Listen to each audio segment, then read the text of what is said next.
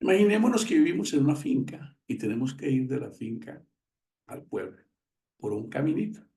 Pero en ese camino hay un arroyo y hay unos riscos y hay unos bosques de espinos. Entonces los abuelos, que fueron los colonos de esa finca, hacen un caminito, ¿cierto? Hacen un caminito. Les pregunto, ¿los papás hacen otro caminito? ¿Los nietos hacen otro caminito? ¿O todos van por el caminito después al pueblo? Les pregunto. ¿Qué piensan ustedes? Todos van por el Se mismo hace, caminito. se hace camino al andar, dice la canción. Perfecto. Les voy a regalar una frase personal. Se crean conductas al pensar. Wow. Se crean conductas al pensar. Asimismo, en nuestra mente, los pensamientos fueron creando surcos. Y fueron creando surcos. Y fueron creando surcos.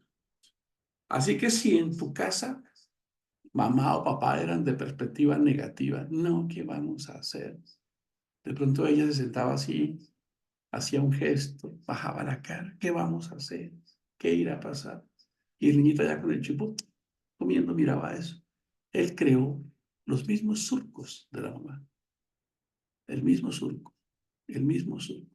Y cuando ya hoy es adulta y pasa algo, ella no conoce por dónde caminar más. Ella camina por el mismo surco. Si fue el caso del papá, lo negativo y positivo causó los mismos surcos. Por eso es que a veces, y ese fue una especie de mentoreo natural, copiamos eso. Como nuestro cerebro no sabe distinguir, o sea, no es un consejero, el cerebro no se conoce a sí mismo, ¿sabían eso? Un desafío del cerebro es responderse quién soy y qué soy. Él no tiene esa capacidad. Él simplemente es como una especie de mandadero que hace caso, muy sabio, hace caso. Entonces el cerebro no dice, eso es malo, eso no lo guardes, ¿no? Él está aprendiendo, creando surcos.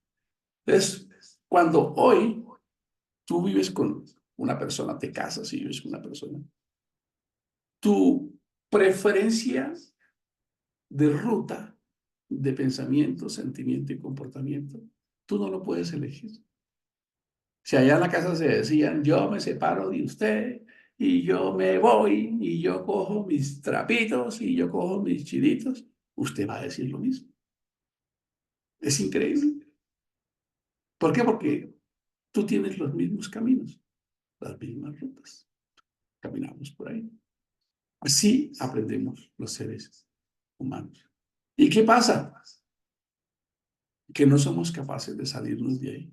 Por eso siempre hagan un análisis ustedes, que están bien, ay, qué rico, qué chévere. De pronto llega una llamada y escuchan a la esposa diciendo algo, o al esposo, y dicen, sí, entonces no vamos a avanzar en eso, no, lo despidieron, no va a salir el contrato. Y la esposa que estaba toda feliz ahí haciendo, toda rica, cuando ¡pum! Escuchó que se acabó el contrato, que no van a pagar. ¡Fa! Secuestro amigdalar se llama eso, secuestro emocional. Y una vez a lo mismo que escuchaba el papá y la mamá, es que hoy no hay, es que esto está difícil, es que no vamos a poder ir. Y esa sensación que estaba de medianamente agradable es reemplazada por una amenaza de muerte al instante. Y de una vez hasta el semblante cambia y la actitud. Pero ven, amor, ¿qué te pasa? Nada. Nada. Porque el ser humano no es tan libre, como decimos. A veces alguien dice que yo sí soy libre. No, tú no eres libre. Copiaste una conducta y esa te hizo sentido y la aplicaste para ti, pero no es que tú seas capaz de decir, yo no quiero ser ni esto, ni esto, ni esto, ni esto. Eso no es tan verdad. Hoy sí, si decidiéramos coger un cuadernito y decir, yo quiero ser así. Por ejemplo, no quiero sentirme atacado cuando me hablan. Lo escribo. No quiero sentirme atacado cuando me hablan. Dos, no quiero vivir con los guantes arriba. Es decir, te dicen algo que no estaba de acuerdo con lo que tú estabas y ya estás de pelea. 3, no voy a pensar negativo cada vez que suceda algo. Ahora tú conscientemente escribes, yo quiero y yo quiero. Porque si creyeres y confesares con tu boca que no eres así, sucederá. ¿Cómo les parece? Entonces, así aprendemos los seres humanos. Y para aprender de nuevo, tenemos que hacer de nuevo. ¿Cómo cambiamos entonces tus actitudes y cómo cambiamos tus conversaciones y cómo cambiamos? No es sino que te incomode algo y ya eres tú. Dice, mira, ese Gio tan amoroso que se ve, pero si lo viste cómo reaccionó cuando le sirvieron, como les conté, que le dije que mi mamá compré una oreja de marrano y a mí me encantan los frijoles con pezuñas. Y yo me fui a trabajar, yo ya estaba convertido, recién convertidito. Ya me habían dicho que había nacido de nuevo y que yo era una nueva criatura y que además tenía fruto. Ya, yo lo había entendido así. Entonces le dije a mi mamá, vamos a hacer unos frijolitos con oreja de marrón. Qué rico. Y me fui a trabajar y la hermana Josefa dijo, voy a dejar la oreja de marrano para el sábado. Y llegué yo el viernes, ya con mi mente, yo como el experimento del perrito Pavlov, que le mostraban una sopa, lo entrenaron, le tocaban una campana y le daban sopa. Fue un experimento, tocaban una campana y le daban sopa. Tocaron una campana y le daban sopa. Tocaban la campana y le daban sopa. Un día le tocaron la campana, pero no le llevaron la sopa. ¿Qué cree que pasó en la mente del perrito? Es un experimento real. Salivó como si tuviera la sopa. Así funcionamos. Así que no eres tan culpable, pero sí responsable. Pero hoy, a través de estas metodologías bíblicas que nos dijeron el cómo, pero no nos explicaron cómo era que funcionaba. Yo llegué a mi casa, todo consagradito, aunque tenga que cruzar montes y valles, y me sirven la comida y no era frijoles con oreja de marrano, era sopa. Me dio una soberbia ese día. Me dio así como cuando a ti te dicen algo y te llevan la contraria. O las cosas no salieron como tú querías. O te tocaron los lentos. O se demoran en regresar. Lo mismo manera reaccioné yo ese día. Me acuerdo que hasta les conté que para allá salí y cogía patadas un nochero. Y eso que había nacido de nuevo. ¿Había qué? Nacido de nuevo. Por eso, no sometan sus vidas a la letra, dijo Pablo. Porque la letra mata. Aprende de ti mismo. No creas que tú no eres, no creas que Dios necesita de un intermediario para comunicarse contigo y hacerte ver cómo es que es real la escritura. Coge todas esas experiencias que tú has tenido desde que conociste este mensaje y aún sin conocerlo y te vas a dar cuenta cómo opera Dios. Y tú sí lo sabes, porque con los años que tienes te han pasado cosas que puedes decir, ahora entiendo que operaba así, ¿cierto? Como muchas veces nosotros, hay gente que no iba al médico, porque Dios le respondía a la oración, ¿cierto? Yo no sé si ustedes recuerdan cuando la pandemia, la gente se burlaba. ¿Sabían ustedes? La gente se burlaba. Entonces, a mí, yo estoy en grupos, entonces en la pandemia mandaban memes de Cash Luna, de Dante, de todos esos predicadores de Ricardo, el de aquí de Bogotá, que oran por los enfermos y que salen a contar la historia que me dolía la muela, que la próstata, que tal cosa, y gloria a Dios y todos alegres. Entonces les decían, en pandemia, miren cómo se burlaban. Decían, manden a los pastores a los hospitales, mándenlos a China cuando todavía no había llegado a Colombia, manden todos esos pastores que tienen esa capacidad de sanar a que vayan y oren por todos esos que se están muriendo. ¿Cuál les parece? Y se burlaban, y se burlaban. De hecho, quiero contarles algo muy personal. Y es que, se lo digo con mucho respeto, por supuesto, entendiendo el dolor de las personas. En la congregación de donde yo fui formado, que es una de las más grandes en Colombia, en pandemia, murieron casi 100 pastores. ¿Cómo les parece? Casi 100 pastores. Entonces, es una comunidad que promueve que Dios sana, como nosotros. Yo creo que Dios sana. Yo creo que Dios responde. Pero Dios no opera a mis caprichos, ni como yo quiera. Analicemos un poco qué pasaría en una comunidad que tiene mucha fe y que promueve una doctrina de la sanidad. Y 100 pastores que promueven eso y lo enseñaron a sus discípulos mueren por el COVID. ¿Qué pudiésemos aprender de eso? ¿Qué podemos aprender de eso? Que vivimos en un mundo físico real, ¿verdad? Déjenme leerles algo. Estaba Eliseo enfermo de la enfermedad que murió. ¿Sabían que en lo que se conoce como Antiguo Testamento el hombre que más milagros hizo fue Eliseo? ¿Sabían eso? Eliseo, en la historia judía bíblica, fue el hombre que más milagros hizo. Pero esta mañana, mientras repasaba mis notas, leí esto. Estaba Eliseo enfermo de la enfermedad que murió. Tan extraño, pero si este tipo hacía tantos milagros, ¿por qué murió de la enfermedad? Y descendió a él Joás, rey de Israel, y llorando delante de él le dijo, Padre mío, carro de Israel y su gente y a caballo. Y le dijo a Eliseo, esas palabras las pronunció Eliseo cuando Elías también se esfumó de este mundo, según la escritura bíblica judía. Toma un arco y unas saetas. Tomó él entonces un arco y una saeta. Luego dijo Eliseo al rey de Israel, pon tu mano sobre el arco. Y puso él su mano sobre el arco. Entonces puso Eliseo sus manos sobre las manos del rey y dijo, abre la ventana que da al oriente. Y cuando él abrió, dijo Eliseo, tira. Y tirando él, dijo Eliseo, saeta de salvación del Señor y saeta de salvación contra Siria. Porque herirás a los sirios en Afet hasta consumirlos. Y le volvió a decir, toma las saetas. Y luego que el rey de Israel las hubo tomado, le dijo, golpea la tierra. Y él la golpeó 3 veces. Voy a colocar un énfasis solamente, agregadas del lector. Es decir, yo las agrego. Y la golpeó 3 veces, yo coloqué solamente.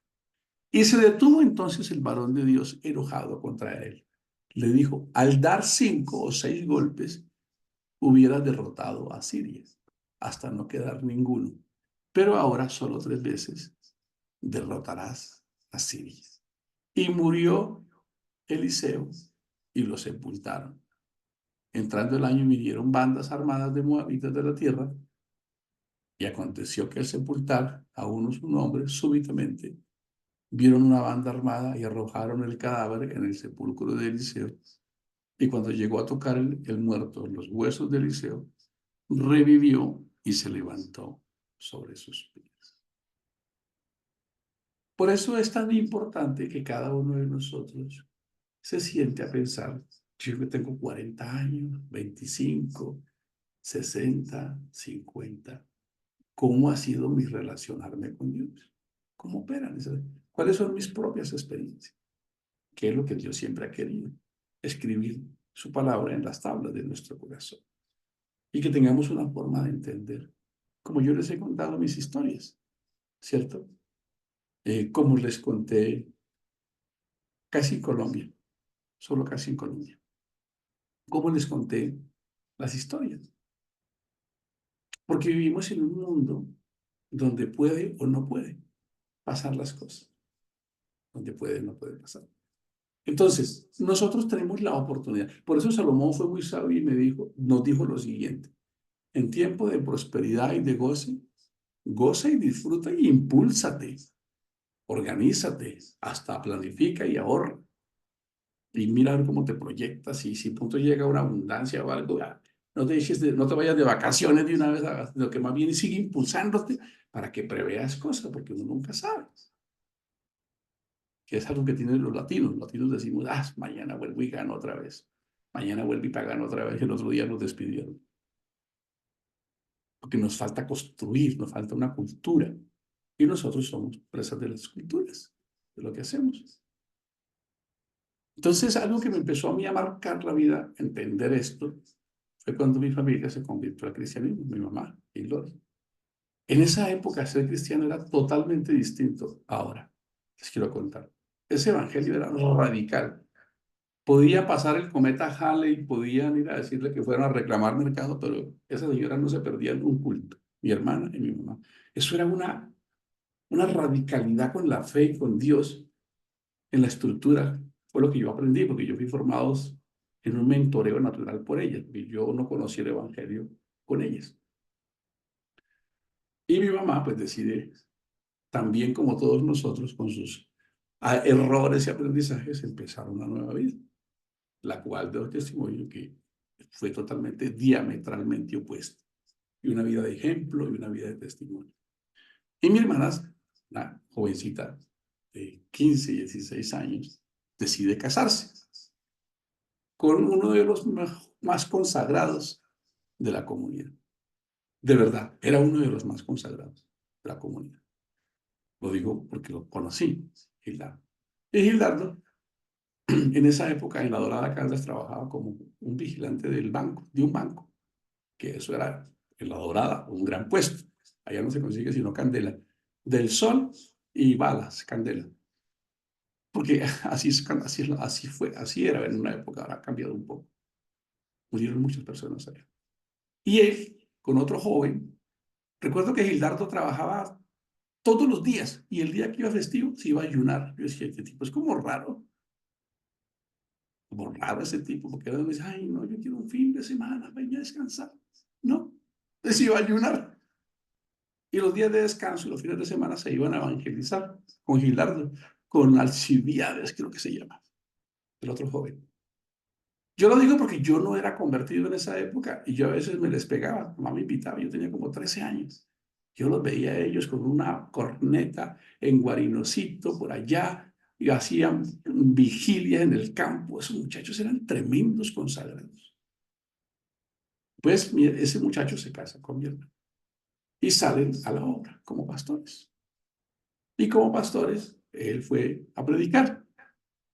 Pero había disputas celosas entre el sacerdote con los evangélicos y ahí se armó una conversación ahí extraña. El caso es que un día ellos estaban por allá en un pueblito llamado La Danta, donde los señores paramilitares tenían el control. Y a estos dos jóvenes que salieron un día a evangelizar por el campo, los subieron a unas camionetas y los desaparecieron.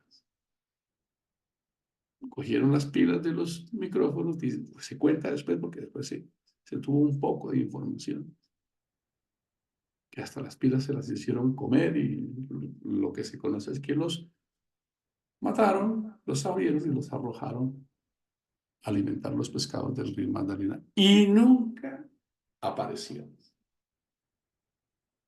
Entonces surgió una pregunta, ¿dónde estaría Dios en ese momento? Surge una pregunta. Esos jóvenes tan consagrados oraron mientras estaban allá encerrados, pidieron a Dios que los salvara. Hubo personas de alrededor que a los 2 días que se enteraron, oraron por ellos. No se necesita profundizar. No se necesita profundizar. Vivimos en un mundo que trae leyes, probabilidades, cosas que son y cosas que no son y cosas que no pueden ser. Así que mientras estemos en este momento con el bienestar que tenemos, ojalá nos impulsáramos lo suficiente. Ojalá nos impulsáramos y aprovecháramos. Hoy lo digo a los 53 años después de mucho de aprendizaje. Y no te gastes todo. No te vayas de las vacaciones con todo. Y procura organizarte en todo. Cosa que además a José me lo decía. Y yo decía, pero qué año tan cansona esta. Que hagan, que ahorren, que tal cosa, que se organicen. Ahora yo lo hago por mis hijos. Ahora son mis hijos. Lo que yo tengo que decirles es eso. Yo ya pasé por ahí. Ahora yo llego a una conclusión. ¿Por qué? Porque hace 4 meses yo estaba atendido en una mesa de cirugía. Y algunos me dicen, Gio, Dios te va a bendecir porque tú predicas. No, es que esa no es la expresión, hermano. Dios no me va a bendecir porque yo predico. Yo ya estoy bendecido porque estoy predicando. Es distinto. Y si a Dios se le antoja que yo ese día me hubiese ido a desayunar allá a los reinos celestiales, ¿es que Dios no teníamos fe? ¿Es que no escucharon? No. Recuerde, Eliseo se enfermó de algo y murió de la enfermedad. Ese murió. ¿Fue el caso de todos? No, no fue el caso de todos.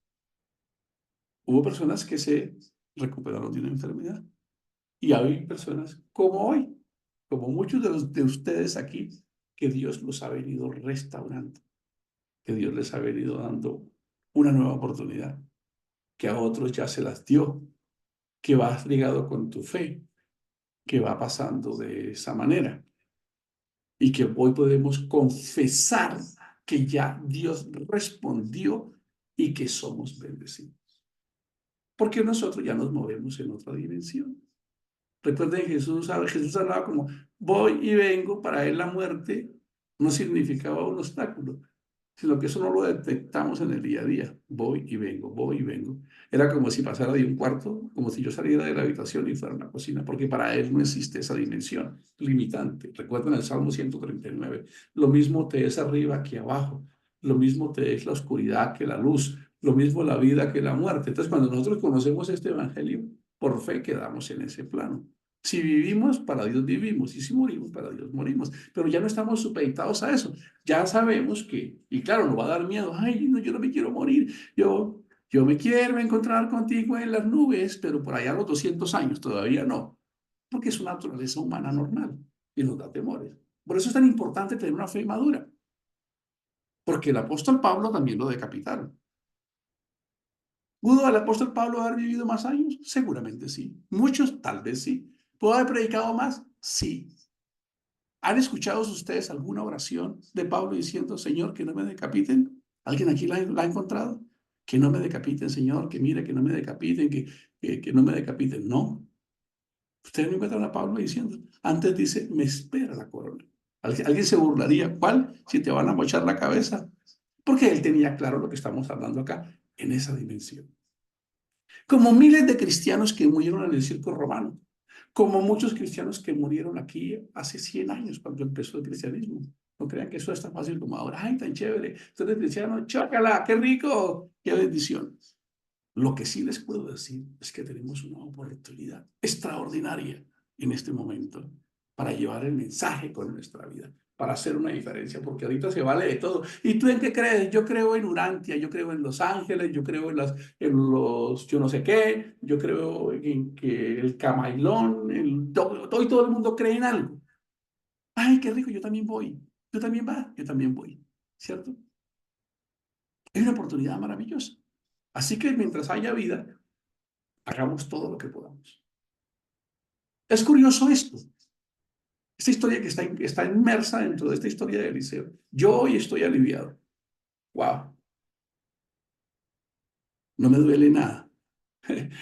Un día hicimos un sancocho aquí, invitamos a unos amigos de Bogotá. Creo que también vinieron William y ese día ya aquí a la casa a almorzar. Un sancocho trifásico de esos que me encanta. Pero yo no pude comer sancocho trifásico. ¿Por qué creen que no pude comer sancocho trifásico? Porque tenía un dolor impresionante ese día. Un dolor y un dolor y un dolor. Y no pude comer sancocho trifásico. Así que si hoy no me duele nada, ¿yo por qué me voy a poner, como este día lo voy a convertir en una poesía? Y yo voy a proponer hoy ser feliz. No, que me cancelaron la reunión, por algo será. Que Pili de pronto se levantó con una pesadilla y se soñó y está triste. Yo no me voy a poner bravo por ella porque yo sé que ella también tiene sus desafíos. Pero si está feliz, está bien. Y si no, porque yo necesito hoy hacer que este día valga, capitalizar este día. Pero ahorita apenas cuelgue esto, voy a dedicarme a hacer cosas que me ayuden a construir futuro. No se lo voy a dejar todo a Dios. No se lo voy a dejar. No sé que les estoy contando hechos de la vida real. Les estoy contando historias bíblicas. Si tú hoy no te duele nada, lastimosamente aquí hay personas que están con grandes desafíos de dolor y de salud, pero aún así siguen firmes. Y les invito a hacerlo. Y les invito a seguir creyendo y no a pedir sanidad, sino gracias por la salud que ya me has dado. Dice, oye, pero no me pida más lo que yo ya te di. ¿Recuerdan? Papá, usted no me ha dado ni un corderito y yo que soy tan consagrado y siempre y ofrendo y hago las cosas y voy y sirvo y usted no me ha dado el corderito. Y digo, no, usted no lo ha querido tomar. Entonces yo le digo a las personas, gracias porque estoy sano. Pero si te está doliendo, sí, pero es que yo llamo las cosas por su nombre. Gracias porque estoy sano. Gracias porque ya salió esa prosperidad. Gracias porque estoy bien. Gracias porque soy saludable. Gracias porque soy feliz. Gracias porque soy inteligente. Gracias porque todo lo puedo en Cristo que me fortalece. Gracias, gracias. Yo ya lo recibí y voy detrás haciendo lo mío. Bueno, yo no sé, así dice en Génesis. Ahí les dejo y ustedes cultiven, siembren y administren y fructifiquen y prosperen. Yo no sé, yo lo entiendo de esa manera. También entiendo que Jacob un día no tenía que comer. El papá de los israelitas no tenían que comer. Y diría, es que, como se predica hoy, es que a los hijos de Dios, Dios los bendice. Entonces, primero, ¿qué será bendición? ¿Qué es bendición? No tener plata. Ah, no, entonces Jacob fue un vaciado, porque tuvo que ir al mundo, que Egipto es tipología del mundo. Escuchen, Egipto es tipología del mundo. Escuchen, Egipto es tipología de esclavitud y del mundo. Y Jacob, que era el papá de los israelitas, tuvo que ir a mendigarles allá, a depender del mundo. Claro, el contrato lo vas a firmar con alguien que es del mundo. La carne la vas a comprar en un señor que es del mundo. A mi esposa la operó un señor que es del mundo, que con ideología de género y un poquito femenino, pero hizo bien su trabajo. Hizo bien su trabajo. Entonces la iglesia tiene que ser inteligente, sabia, tiene que creer en una fe madura y aprovechar cada momento de la vida, capitalizar, entrenarnos. Noten que aquí hay una enseñanza, además de la del liceo, ¿cierto? Yo hoy he concluido algo, que para Dios los milagros no existen, porque ese es su estado natural. Los milagros son para nosotros, que nosotros no. ¿Qué es un milagro? Vamos a suponer que yo peso 120 kilos y ustedes no me ven, y yo en 3 meses digo, quito el azúcar, el carbohidrato, tomo agüita, descanso, y ustedes me ven en 6 meses y no me habían visto. Como ayer alguien que me dijo, yo vi un video suyo en internet hace tanto, y hermano, ¿usted qué le pasó? Para esa persona que no me ha visto, que yo pesaba 120 kilos y ahora peso 90, al verme, eso para él es un ¿qué? Un milagro. ¿Qué es un milagro? Romper una ley natural. ¿Cuál? Me daba pereza orar todos los días, ya oro. Es un milagro. Rompí una ley natural en mí. ¿Cómo les parece? Sí. Eso es maravilloso. Vamos a mirar por aquí que están escribiendo. Algo que no ocurre todos los días. ¿Sí? Es así de sencillo. Y hay una persona que no es creyente, que me pregunta, está en Australia también, Mary Fernández, se llama Raúl. Él me hace unas preguntas muy raras. Me lo escribió esta semana, me escribió, Gio, un Dios que pide que sacrifiquen hijos y sacrifiquen animales con sangre, eh, ¿eso es válido? Como él no está formado como usted y como yo en una iglesia, entonces él se hace esas preguntas. Nosotros no, porque a nosotros nos pusieron un disco duro. Él como no nació en ninguna congregación cristiana, sino que llegó y está en la búsqueda, me mandó esta semana una pregunta, la tengo acá. La pregunta me la envió él. Raúl, le voy a leer la pregunta que él me envió. Las personas se hacen preguntas que el cristianismo no se hace.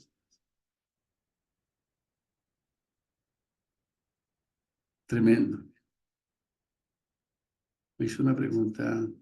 Dice, pensé que te había enviado un mensaje preguntándote qué opinión te da el que la Biblia se diga que Dios pedía sacrificios de sangre, tanto animal como humana. Él me pregunta, verdaderamente. Y me escribe, escuche, la gente piensa, y si no piensan como yo, los echamos al lago de fuego. Solo les cuento cosas reales. Y sigo hablando con él. Me escribe. Personalmente, no creo que un Dios pudiera necesitar sacrificios de sangre, no de animales y mucho menos de personas. Y dice, va contra mi humilde lógica. ¿Tú qué piensas de eso? Me hace una pregunta. ¿Cómo les parece? ¿Cómo responderías eso? ¿Se dan cuenta que las personas piensan? Las personas hacen preguntas. Pero alguien que ha sido formado en un dogma o en una fe, no se da el permiso de pensar eso.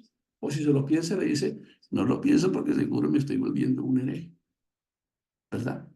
Entonces, dentro del modelo de la espiritualidad, someter a una sociedad es muy fácil. ¿Qué nos queda a nosotros en este momento? Reaprender, reaprender lo que hemos reaprendido, lo que hemos reaprendido. Por eso hay que leer la historia. Uno lee la historia, a ver qué le pasó a Caín y a Abel. No, pues ellos fallaron. Oremos para que nadie mate a alguien. Pero obvio, si cómo va, Caín mató a Abel. Y ahí para allá continúa esa historia. Y fulano se emborrachó y lo vieron desnudo. Y fulano la violaron. Y a fulana la despedazaron. Y a fulano no tenía necesidades. Y a fulano tal cosa. Y Salomón se volvió un loco. Y David mató a fulano. Imagínense yo aquí predicando, les voy a enseñar cómo conseguir novia. Y hay que matar al esposo de la mujer que tú quieres para poder... ¿Por qué no sacamos ese pedacito de la Biblia? Que David se revuelca en la tumba cada vez que leemos esa historia de él, que mandó a matar a Urías. Y allá en Mateo 1 quedó que, y entonces Abraham engendró a Isaac, Isaac engendró a Jacob. Escuchen cómo hace la Biblia resaltando la debilidad de la humanidad, para que el poder no sea del hombre, sino de Dios, dice un texto. Dice, miren, pónganle cuidado, hermano. Abraham engendró a Isaac, Isaac engendró a Jacob, Jacob engendró a Judá y a sus hermanos. ¿Sabe qué dice ahí? Y Judá engendró de Tamar. Oye, pero ¿por qué la Biblia tiene esas cosas tan malucas? ¿Por qué tienen que mencionar a Tamar que eso fue un incesto? Es el papá durmiendo con la esposa del hijo que había muerto para tener un hijo. Lo otro, lo bueno, no lo mencionó. Mire, Judá engendró de Tamar a Fares. Fares a Esrón, Esrón a Arán, Arón a Aminadab, Aminadab a Nazón, Aminadab a Nazón. Y Nazón engendró a Salmón. Escuchen, por favor. Ahí no se hace ningún énfasis. Y Salmón engendró de Rajá. Oye, pero ¿por qué mencionan a Rajá, hombre? ¿Por qué? Porque era una prostituta. Den ustedes para resaltar que el hombre no tiene nada que aportar. Es Dios siempre. En la parte divina, en esa parte de la... ¿Cómo les parece? Y Salmón engendró a Boz y Boz engendró de Obed y Obed engendró de Ruth. De Ruth. ¿Y por qué mencionaron a Ruth? Es porque ella era una moabita, no hacía parte del linaje. Y sigue resaltando los errores, las debilidades, las fragilidades, las miserias humanas. Y Obed engendró a Nazón, Salmón engendró, ¿sí? Y llega, y, escuchen, y David engendró de la que era mujer de Urías. Dios mío, qué vergüenza. ¿Cómo fueron a colocar eso ahí en la Biblia? De la que era mujer de Urías. ¿Cómo les parece? Porque el poder de Dios se perfecciona en esas fragilidades humanas. Entonces, hoy nosotros con este conocimiento que Dios nos ha dado, con este nivel de conciencia, lo que podemos decir es, hermanos, hagamos, como ya nacimos de nuevo, necesitamos reaprender a programarnos de nuevo. Miren lo que tan extraño esta enseñanza. Lanza las flechas. Escuche, por favor. Lanza las flechas. Lanza tus talentos. Pero él golpeó la tierra 3 veces. Solamente. Recuerda que les puse un énfasis. ¿Y qué le dijo Eliseo? Te faltó persistencia. Si hubieses golpeado la tierra 5 o 6 veces, hubieses creado el hábito. Pero como no fuiste persistente y no creaste el hábito, te va a perseguir toda tu vida ese mal hábito. Ahí lo estoy colocando en una alegoría, porque lo que dice es toda la vida, se lo voy a repetir. Y ustedes se ven que hay una hipérbole. Yo le da por colocar unas palabras todas raras ahí. Y ahora, ¿qué querrá decir hipórbele? Vamos a mirarlo. Dice así. Dice, y él la golpeó 3 veces y se detuvo. Entonces el varón de Dios, enojado contra él, le dijo, al dar 5 o 6 golpes, hubiera derrotado a Siria. Ese es un hábito, una actitud nuestra hoy en día. Como no golpeamos creando un hábito nuevo, sino que caminaban por el mismo, nunca lo vas a dejar. Pero ahora solo 3 veces derrotarás a Siria. ¿Cómo les parece? ¿Qué quiere decir eso? Justamente que, escuchen esto con mucha atención, cuando un chico está estudiando para un examen y él decide aprender rápido, él memoriza eso. Yo lo he colocado en prueba, que necesito dar una conferencia o algo y yo memorizo algo rápido y lo memorizo y lo digo, pero lo olvido. ¿Por qué? Porque mis neuronas aprenden lentamente. Escuchen esto, cuando yo creo una experiencia en sinapsis que ya existen, lo olvido. Si yo creo una experiencia creando nuevas sinapsis, es decir, repitiendo 30 días lo mismo, entonces ahora lo aprendo y se me queda. Antes no, lo olvido. Pero si yo me he aprendido ese versículo, ¿por qué ahora no lo recuerdo? Porque lo aprendiste superficialmente en un ambiente que no tenías. Daniel lo está colocando, así pasé la universidad y ahora no recuerdo muchas cosas. Entonces, y miren esto, el profeta le dice, como solo golpeaste la tierra 3 veces, entonces solo vas a vencer a Siria 3 veces. O sea que Siria siempre va a estar encima de ti. No, pero ya Siria no existe. Esa es la hipérbole. O sea, siempre va a estar encima de ti. No, pero si ya Siria no existe. Era un modismo para enseñar que dentro de los tiempos de los límites va a suceder eso. Eso es una hipérbole, es una exageración. Como por ejemplo, si hubiésemos escrito todos los libros que Jesús, donde se pudiesen contar todas las historias de Jesús, los libros no cabrían en el mundo. Esa es una exageración, esa es una hipérbole. Entonces dice, como usted solo golpeó la tierra 3 veces, Siria se la va a montar toda la vida a Israel. Hoy no existe Siria. Pero era una enseñanza sobre la necesidad de permanecer, de ser persistentes. Solo golpeaste la tierra 3 veces. Solo lo insistí, solo lo intentaste 3 veces. Y la escritura es un libro de altísima pedagogía. No podemos desmayar en el intento de ser lo que nosotros queremos ser. Hay un texto bíblico que dice, 7 veces cae el justo, pero aún vuelve y se levanta. Hay expresiones que dicen, y aún una 8ª vez hay la oportunidad. ¿Qué quiere decir eso? Que la semana tiene 7 días. Y es posible que esos 7 días no sean tan buenos, pero no desmayan, porque volverá a empezar la semana otra vez. 7 veces cae el justo, pero se puede volver a levantar y puede volver a empezar.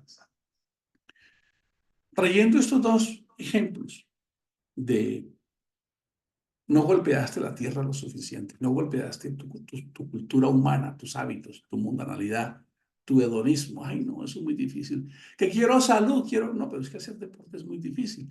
Solo voy a ir 3 veces. Ve hasta que crees el hábito. Ahora que estamos haciendo este ejercicio de la prueba social de 30 días, cada vez que vamos a hacer algo, como lo estamos creando conscientemente, entonces, por ejemplo, yo voy a comerme algo y como yo estoy escribiendo todos los días, amo a Dios con todo lo que hago y comer es una de esas. Como estoy viviendo en conciencia, un pensamiento me dice, tú estás escribiendo, amo a Dios con todo lo que hago y estás comiendo esto, estás siendo coherente con eso. Con lo que hace, estás siendo coherente. Amo a Dios con todo lo que pienso, amo a mi prójimo con todo lo que le digo, me amo a mí mismo con todo lo que hago. Entonces, cuando cogemos el método que Dios nos dio, el método de la repetición, que lo acabamos de ver acá, solo golpeaste la tierra 3 veces. Tu tierra es un sinónimo de Adán, de humanidad. ¿Cierto? ¿Qué quiere decir? Que nosotros debemos hacernos Esto es maravilloso. ¿Por qué? Porque pues aquí lo tenemos. A mi segundo. Solo habíamos leído Deuteronomio 6, pero Deuteronomio 11 vuelve a repetirlo. Dice, por tanto pondréis estas mis palabras en vuestro corazón y en vuestra alma, y las ataréis como señal en vuestra mano, y serán por frontales entre vuestros ojos. Y las enseñaréis a vuestros hijos, hablando de ellas cuando te sientes en tu casa, cuando andes por el camino, cuando te acuestes y cuando te levantes.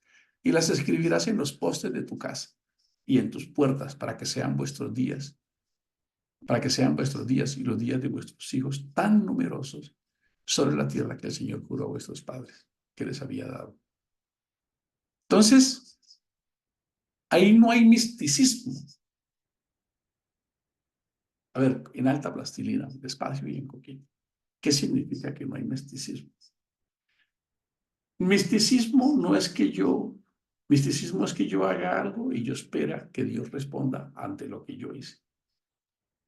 Eso es misticismo. ¿Qué no es misticismo? Lo que dice ahí. Si tú haces eso, cosechas esto. ¿Cómo les parece? Ya no hay misticismo. Y léanlo nuevamente. Si ustedes hacen esto, ustedes allá les va a ir así. Pero tienen que hacer esto. No hay misticismo. No es hagan esto que yo les respondo a ustedes. No. Si ustedes hacen lo que yo les digo, ya está implícita mi respuesta en eso. ¿Qué fue lo que cuando quiso decir? Cuando dos o tres de ustedes estén reunidos en eso, yo apruebo eso, estoy con ustedes, para romper un poco el misticismo. ¿Por qué? Porque ustedes leen un poquito más adelante y ustedes se dan cuenta que ellos rompieron el ciclo y cuando rompieron el ciclo, ¿qué pasó? Se fueron esclavos. Punto. ¿O no lo han leído? Entonces el cristianismo tiene que ser un cristianismo inteligente, sabio, esforzado, exigente, radical con las creencias. Si queremos ver resultados, ¿verdad? O sea, un abdomen plano no se consigue pensando que voy a ir a trotar. Una familia bonita no se construye pensando que mi esposa sabe que la amo. No es así. No se construye de esa manera. Se construye. Por eso él dijo estos procesos tan importantes. Cuando ustedes leen Josué 1:9, uno dice, pero venga, Dios, ¿por qué no la hace más fácil? Mata a los gigantes, a los leones y pone poco de vagos allá en esa tierra que no quieren ir. Y encuentra algo que al ser humano no le gusta. Mira que te mando, que te esfuerces y seas valiente. No temas y no desmayes. Son 4 pilares del liderazgo increíble. Esfuerzo. ¿A quién le gusta el esfuerzo? Les pregunto. ¿Ustedes creen que cuando montamos en un avión, cuando vamos a una cirugía del cerebro, ¿ustedes creen que esos que llegaron a hacer ese avión, esa cirugía, ay, no, es que hay que dormir 10 horas todos los días? Personas que, o sea, que se han exigido, son personas que han entregado cada gramo de energía. O sea, no se logra nada fácil con una vida liviana, hermanos. No se logra. Hay que romper eso. Estaba leyendo un video de Marian, un título, no lo he escuchado, de Marian Rojas Estapé, una neurocientífica. Ella decía, vivimos en una sociedad que solo quiere placer y no quiere el esfuerzo, solo quiere el bienestar. Lo dice la ciencia. Queremos que todo sea. Y el fin de semana, no cocinemos, vamos al centro comercial. Se fueron 300 en el centro comercial. Me acuerdo cuando Chepita me decía, viste, se gastan toda esa plata por allá. Entonces nosotros queremos placer, placer, placer, placer, placer. Todo placer, placer, placer, placer, placer. Porque el sistema nos lo condicionó, ¿cierto? Y de pronto alguien en casa le dice, ay, nosotros somos los únicos miserables que no somos capaces de ir a un centro comercial a almorzar el fin de semana, pero abren la nevera y hay de todo ahí. Antes va en contra, antes que cocinar un domingo en casa, que en familia, venga, yo pico los tomates, tú las cebollas, y se gastan 30.000. Pero si nos vamos para el centro comercial, porque es que llevamos una vida muy sufrida, pregúntenle a los que estuvieron en los campos de concentración y verá que lo que vivimos en un mundo lleno de abundancia. No queremos esforzarnos nada. O sea, nada más mantener la atención fija en algo se vuelve un desafío. Y tenemos todas estas herramientas. Mira que te mando. Te mando. No es una opción a que seas responsable. Perdón. La animación de fondo. Mira que te mando que te esfuerces. ¿Qué significa esfuerzo? ¿Qué creen que es esfuerzo? Les pregunto. ¿Se necesita hacer un doctorado para saber qué es esfuerzo? No. Entonces debemos pensar qué tan esforzados somos. Valiente, pero no valiente para pelear, para echar carreta. No. Valiente para conquistarte a ti mismo hacia adentro, para doblegarte, para hacerte esto. ¿Por qué las personas de deporte extremo nos fascinan? Porque ellos se enfocan en algo y se enfocan. Y Pablo lo colocó. Todo el que quiere competir en una carrera renuncia y se entrega. Por eso él trata de colocarnos estos ejemplos a nosotros, en forjarnos una vida, una mentalidad, una disciplina, un hábito. Es muy probable que nosotros mismos no hayamos logrado muchas cosas, como en mi caso personal, por andar desenfocado en un poco de aspiraciones y negocios y distracciones.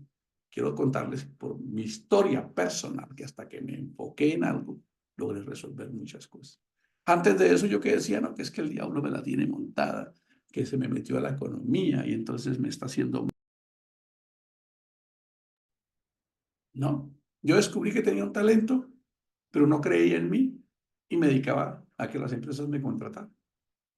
Y tenía muchas carpetas abiertas. Un día creí en mi talento y me enfoqué en mi talento. Y estoy enfocado en mi talento y mi vida cambió.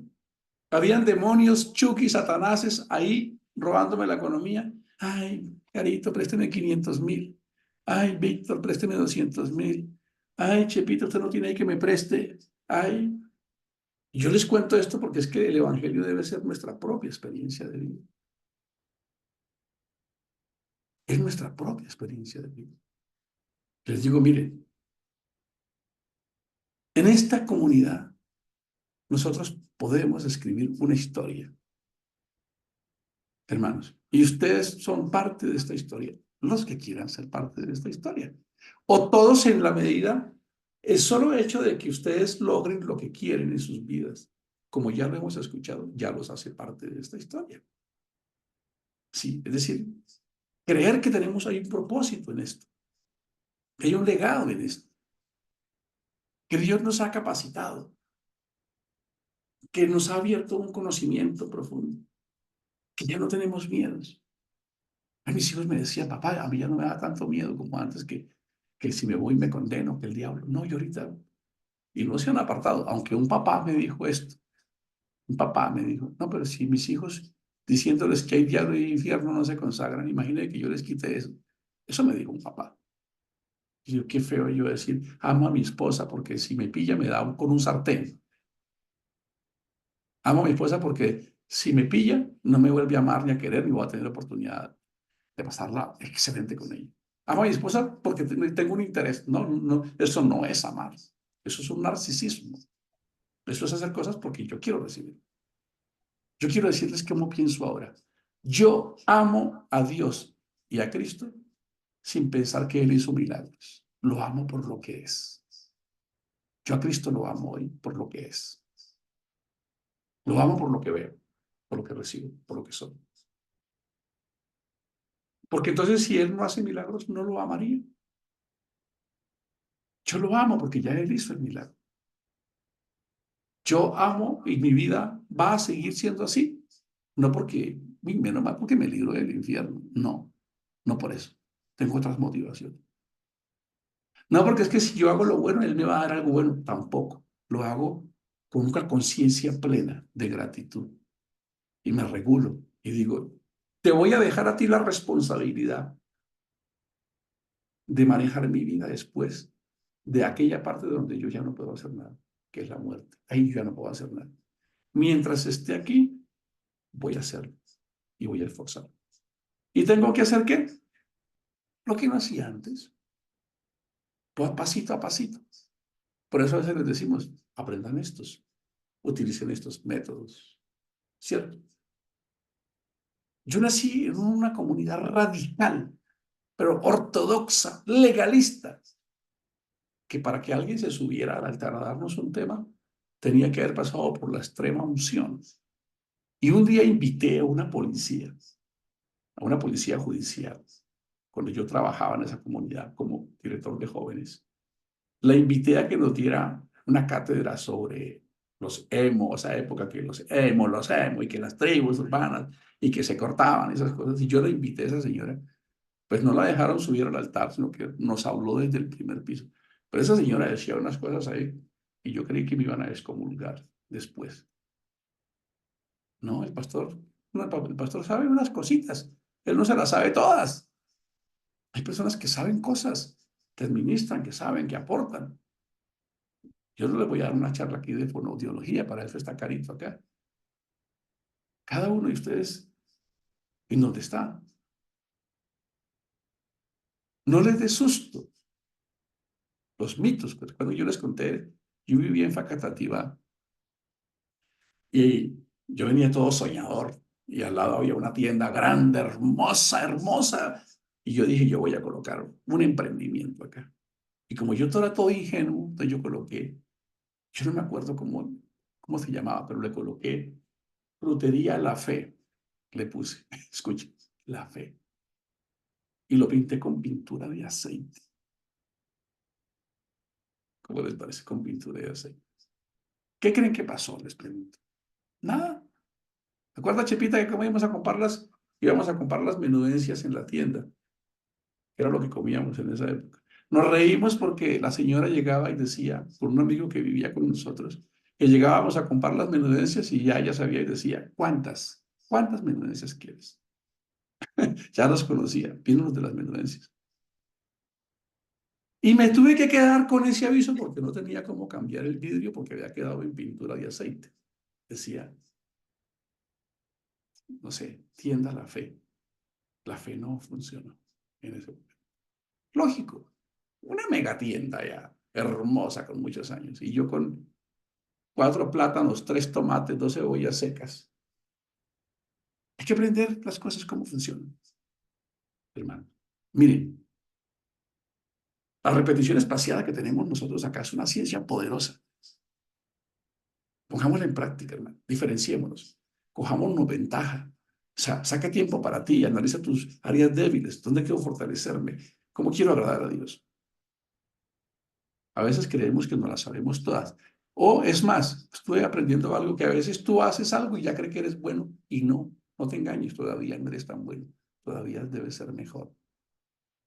Todavía debes ser mejor. Pero hay una voz que nos dice, ya, soy maestro en esto, ¿no? ¿No es verdad? Es lo que he venido aprendiendo de cómo funciona nuestro organismo. Más que nos acostumbramos a un nivel promedio. Y es peligroso porque por eso Dios le dijo a Josué, esfuérzate, esfuérzate, especialízate más, presenta lo mejor, haz lo mejor. Y concluyo con esto. Moisés, imagínese usted, 10 plagas, sangre en los ríos, ranas, piojos, centellas, primogénitos muertos, mares abiertos. Pero cuando se trató de ser un líder, como se trataba de liderazgo, les hago una pregunta. El hecho de que fuera tan espiritual, ¿lo capacitaba en sus habilidades de liderazgo? No se necesita leer un vademecum para saber que no tenía rasgos de liderazgo, no tenía competencias de liderazgo. ¿Por qué? Porque cuando su suegro Yetro, que en algunas épocas, como les conté, invitar a alguien que no es cristiano a que le dé una charla a los cristianos es una herejía, porque todavía los cristianos creen en lugares santos, el altar santo, el micrófono santo, todavía seguimos como los israelitas, el vestido santo. No, la santidad es un carácter del corazón. Por supuesto que no nos vamos a la herejía. Jetro era un pagano. No, ese es un pagano perdido. Era sacerdote de Madián, imagínate. Vamos a tener aquí un pagano que le enseña a los cristianos que no la sabemos todas. que este viene a enseñarnos de Biblia, de escatología, de que esto es así, no es así. Pues Jethro montó casi que el primer modelo ejecutivo. Le dijo, mire, usted colóquese aquí. Usted aquí monte unos líderes en los cuales haya sabiduría, inteligencia, y que no haya corruptos ahí. Y otros más abajo, y otros más abajo. Y arme un equipo de grandes líderes. ¿Qué pudo haberle dicho Moisés en una arrogancia como nos pasa a nosotros? ¡Ja! Llevo 30 años aquí con Dios, 40, haciéndolo por el desierto. Usted viene a enseñarme aquí y hacer cosas. No, Moisés fue sabio y dijo, tienes razón. Y puso en práctica una recomendación de alguien que no creía en el Dios de él, que no tenía, como nos gusta a nosotros, la sabiduría de él. Y eso hizo que hubiese un bienestar. Imagínense Moisés solo y lidiando, dice en Éxodo, y salieron de a pie 600,000 personas, sin contar niños y mujeres y muchos egipcios religiosos que se fueron tras la ley de la siembra y de la cosecha porque dijeron, este Dios que tienen ellos es bueno. Así que si uno multiplica en esa época que no había ni Netflix, ni Amazon Prime, ni nada de esas cosas, yo creo que eso se debió haber multiplicado por 4. 600,000 por 4, 2,400,000. Y otros mechudos que se fueron ahí, que fueron los que después armaron el desorden, cristianos religiosos. Así que era un grupo inmenso. Él solito, entonces lo que hizo fue, en alguna medida, lo que sin saber mucho aquí hemos venido. Ustedes ya están capacitados. Ustedes conocen muchas cosas. Ustedes pueden contar con sus vidas, sus propias historias, lo que Dios ha hecho en ustedes. Pero apenas estamos empezando a aprender, aprender y aprender. Qué bueno que podamos colocar eso en práctica. Yo ahorita voy a entender cómo es que yo reacciono. Yo solamente he ensayado 3 veces, no lancé las flechas 6 veces. Pues por no lanzar las flechas 6 veces, vas a tener que seguir con ese berrinche toda la vida que te sigue dando. Vas a tener que seguir con ese mismo hábito. No es que yo ya soy bueno en lo que hago. Es verdad. ¿Por qué no lo revalúas un poco y más bien te especializas más en eso para saber si le puedes sacar provecho? De manera que lo hagas, como se dice en la jerga, como los dioses, con D minúscula. Que seas la opción primaria. Es que cuando uno necesita comprar algo, uno busca a Campillo. Cuando uno quiere hablar con una persona que me oriente de la espiritualidad, yo hablo con Daisy. Tiene que haber como David allá con esos leones y todo. Él se le puede dar, ay, qué pereza, aquí va a acostar a dormir un ratito. No, dijo, algún día se presenta la oportunidad. Y se la pasaba con una Yamaha, ay, perdón, con una Kawasaki, perdón, con una Honda, ensayando, allá, ensayando. Cuando carácter es hacer aquello que te suma cuando nadie te ve, ensayando, ensayando, ensayando. ¿Cómo cree que se hizo el mejor músico del mundo? 2 de la mañana, 11 de la noche, 4 de la tarde, hasta que un día lo escuchó y dijo, y este man toca como los dioses, este man toca como los, es tremendo. Necesito a un líder que sepa tocar, que sepa. Dijo, yo conozco a un man que esto es un teso. Ese Álvaro, esa Diana, ese Víctor, ese Álvaro Cantillo, esa Yuli, ese Winston, ese Eduardo, ese Marquito, ese Ricardo, ese Daniel, ese Mary, esa Consuelito. Ella es, te lo digo que ella es. Eso no se logra lleno de tareas diarias y de dispersiones diarias y desenfocado. Es hacer un alto. Este soy yo. Estas son mis fortalezas. Estas son mis debilidades. Esto es lo que voy a hacer. Voy a entregar el alma, el corazón en eso y voy a hacer la diferencia. Señor, te damos gracias en esta mañana por tu palabra. Amén.